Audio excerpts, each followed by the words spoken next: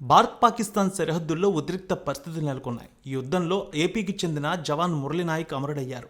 సత్యసాయి జిల్లాకు చెందిన మురళీనాయక్ మృతి పట్ల ముఖ్యమంత్రి చంద్రబాబు నాయుడు, మంత్రి నారా లోకేష్ సంతాపాన్ని తెలియజేశారు. అలాగే మాజీ ముఖ్యమంత్రి జగన్ కూడా సంతాపం తెలిపారు. మురళీనాయక్ కుటుంబానికి ప్రభుత్వం అండగా ఉంటుందన్నారు. ఆయన అంత్యక్రియలను అధికారిక లాంఛనాలతో నిర్వహిస్తామన్నారు.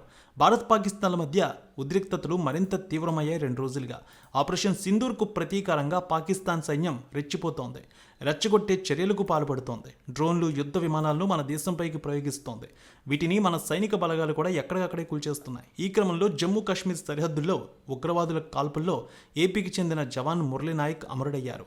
మురళీనాయక్ది సత్యసాయి జిల్లా గోరంట్ల మండలం కల్లితండ. శనివారం ఆయన పార్థివదేహం సొంత ఊరికి తీసుకురాబోతున్నారు. మురళీనాయక్ మరణంతో తల్లిదండ్రులు శ్రీరామ్ నాయక్, జ్యోతిబాయిలు కన్నీరు మున్నీరుగా విలపిస్తున్నారు. మురళీనాయక్ సోమందపల్లి మండలం నాగినాయని చెరువు తండాలో పుట్టి పెరిగారు. ఇక్కడే విజ్ఞాన పాఠశాలలో చదువుకున్నారు. ఆయన మరణంతో కుటుంబంలో అలాగే సొంత ఊర్లో తీవ్ర విషాద ఛాయలమ్ముకున్నాయి. మురళీనాయక్ పాకిస్తాన్ జవాన్ల కాల్పుల్లో అమరుడయ్యారని తెలుస్తోంది. తెలుగు జవాన్ మురళీనాయక్ మృతి పట్ల ఏపీ ముఖ్యమంత్రి నారా చంద్రబాబు నాయుడు సంతాపాన్ని తెలియజేశారు.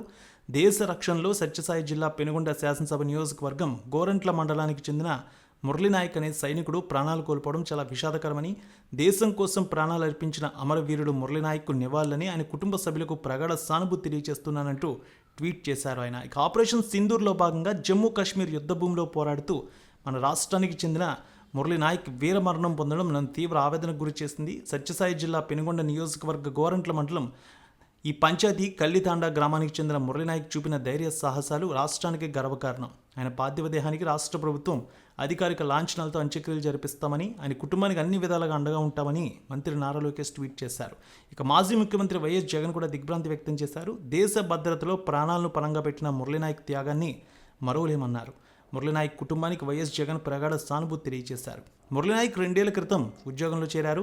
2022 నవంబర్ 8న అగ్నివి రిక్రూట్మెంట్లో సెలెక్ట్ అయ్యారు. అలా ఉద్యోగంలో చేరారు ఆయన.